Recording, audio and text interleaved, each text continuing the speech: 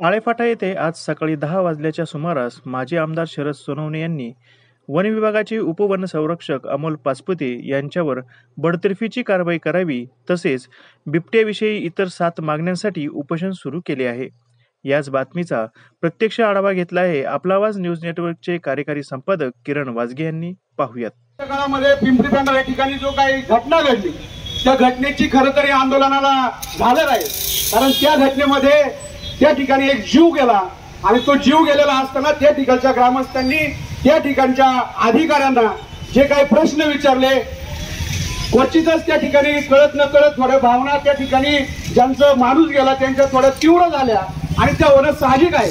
त्यावेळी होत असताना त्या भावना होत असताना खरं तर तिथले जे अधिकारी आहेत, मी खरं तर त्या अधिकाऱ्यांचा आपल्या सगळ्यांच्या साक्षीने या ठिकाणी दादा निषेध करतो, कारण त्यांची जी भूमिका आहे ती अतिशय चुकीची आहे। पहिली गोष्ट, तुम्ही कामामध्ये तुमच्या कसूर करताय, कसूर करत असताना तुम्ही त्या शेतकऱ्यांवर त्या निष्पाप लोकांवर तुम्ही त्या ठिकाणी गुन्हा दाखल करताय।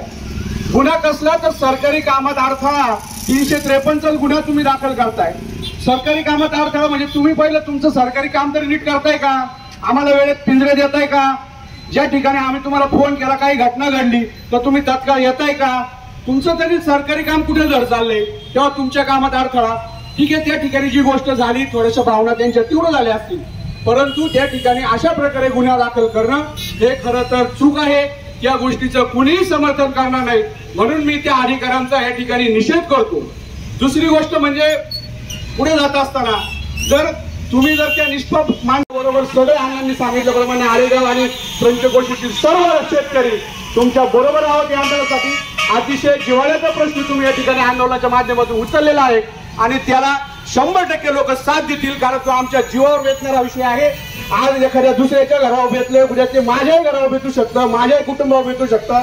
म्हणून मी या ठिकाणी जेव्हा आपण सगळे शेतकरी आपली कामं सोडून दादांना साथ द्यायला आलेला आहात, मी उपस्थित आपल्या सर्वांचे आभार व्यक्त करतो आणि विशेष करून या ठिकाणी माजी आमदार शरद सोनवणे यांचा देखील आभार व्यक्त करतो की आपण एक चांगला विषय, शेतकऱ्यांच्या हिताचा विषय उचलून या ठिकाणी आंदोलन करत आहात। आमचा तुम्हाला 100% पाठिंबा आहे, अशा प्रकारचे या ठिकाणी आवाहन करतो आणि थांबतो।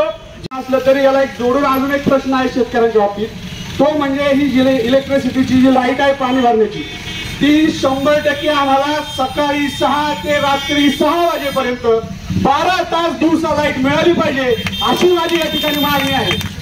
प्रीपेड लाईट, जेणेकरून मोटारीनं शेतकऱ्यांना पाणी भरता येईल। खरं तर बिबट्याचा जो प्रश्न आहे तो सध्या रात्रीचा जास्त उद्भवतो।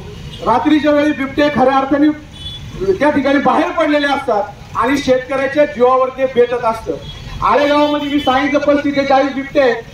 त्या दिवशी मुंबईवरून मी थोडा लेट आलो, साधारणपणे 12:30-1 वाजले होते गेले जाताना। 5-6 मोटरसायकली आमच्या घरापासून पोरं चालली होती।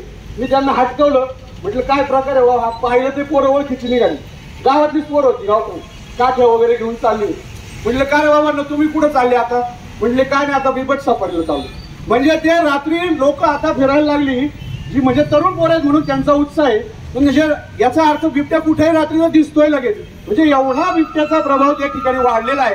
म्हणून माझी खऱ्या अर्थाने प्रशासनाला विनंती आहे, तालुक्याचे आमदार आदरणीय अतुल शेठ बेनके साहेब यांनी 10 जूनचं जे अधिवेशन आहे त्यामध्ये प्रामुख्याने हा विषय यावेळी मार्गी लावलाच पाहिजे, अशी माझी या ठिकाणी मागणी आहे।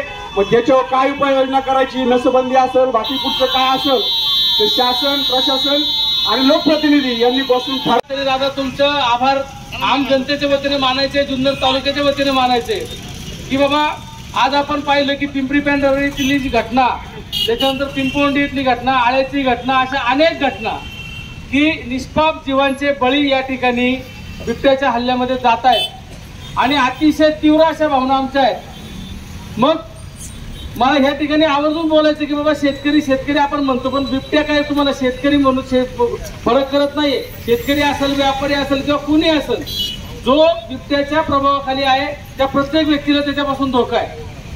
आणि म्हणून मला सर्वसामान्य जनतेच्या वतीनं प्रशासनाला विनंती करायची आहे की अजून किती बळी तुम्ही जाऊ देणार आहात, अजून किती लोकांचे, निष्पाप लोकांचे बळी तुम्हाला पाहिजेत, किती लोकांना तुम्हाला या ठिकाणी बिबट्याच्या हल्ल्यामध्ये बळी गेलेला पाहिजे।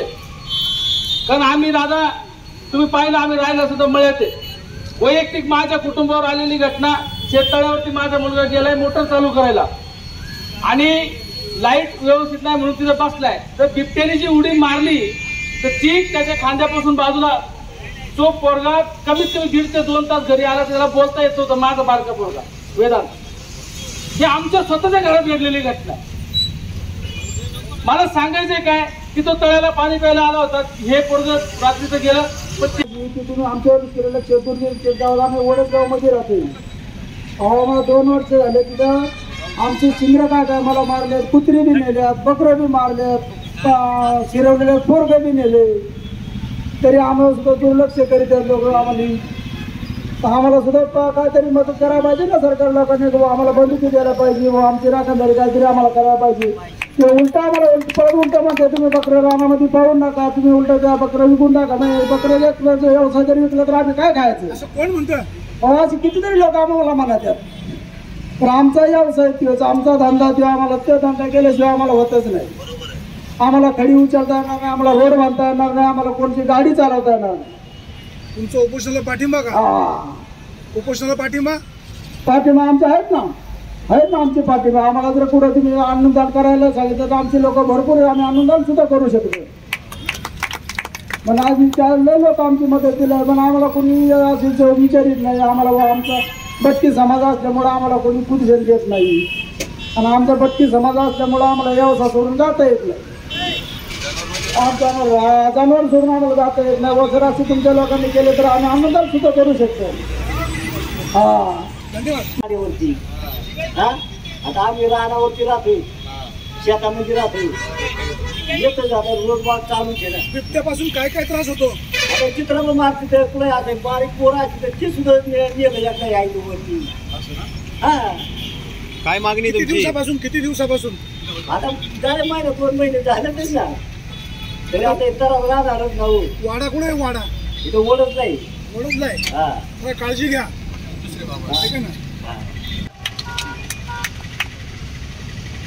ठीक आहे आजी, धन्यवाद. तुम्हाला एक बोलू का नाही? मला 20 वर्षांनी काढी ते मला चौकातही थांबून दिलं नाही. 4 पायाचं लिफ्टी म्हणतात येतात, पण 2 पायाची माझ्या घरावर पोर आहे. एकटा पोलीस लोक मनावर धरती नाही त्यांना पकडायला, आणि रात्रीची झोप येऊन देते नाही, काय काय बोलत्या. मग येतात पोर, टोल नाक्यावरची पोर आणि लक्ष्मीवाल्याची पोर, यांनी मला नको केली. म्हातारपणाला मी पुढं जाऊ सांगा घर काय काहीतरी शासनाने याचा निर्णय घ्यावा, बस एवढीच आमची अपेक्षा. बाकी शरद दादाला संपूर्ण शेतकऱ्यांचा पाठिंबा. शासनाने याची दखल घ्यावी. आम्हाला 7 वाजता 8 वाजता दिसतात.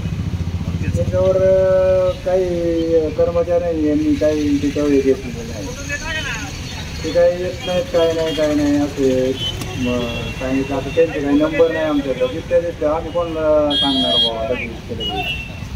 आणि त्याच्यामुळे काय आम्हाला त्याचा त्रास आहे. फक्त काल आमच्या शेताच्या कडेला बिबट्या होता. आता आम्ही कोणाला सांगायला जाणार? ते जर आमच्यावर असं जे आम्ही आपले शेतकरी जर आले एकत्र तर मग ते त्रास देतात ना आम्हाला. असं आहे. गुन्हे दाखल करतात. हा, गुन्हे दाखल करतात आमच्यावर. मोगलाई माजली काय? मोगलाई माजली काय? हा, शेतकऱ्यांना गुन्हे दाखल कराय का मोगलाई माजली का? शेतकऱ्यांनी यायचंच नाही का हो तिथे? एखाद्याचं आता एखाद्याचा माणूस जर नेला शेतातून ओढे, मग तिथे यायचंच नाही का कोणी? असं आहे काही. हे जर आमच्यावर गुन्हे दाखल करत असेल तर आम्हाला मान्य नाही. आम्ही दादांच्या बाजूने सहमत आहे.